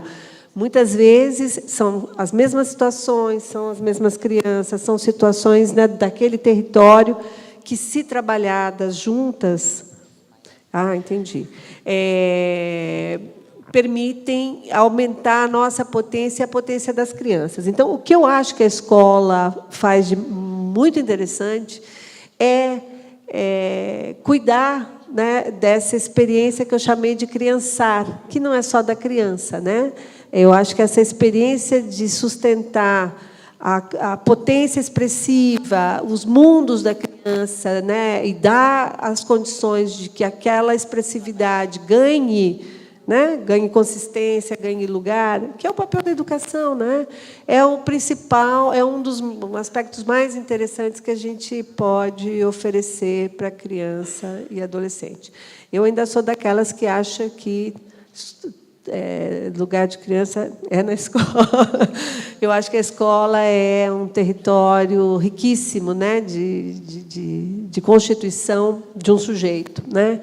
Então, agora, a escola está desafiada com muitas mudanças, né, com a vida que colocou outras questões, e a escola também não pode parar de inventar seus mundos, né? Então, acho que, para isso, o campo coletivo dos professores precisa ter assegurado espaço para pensar, para refletir e para inventar.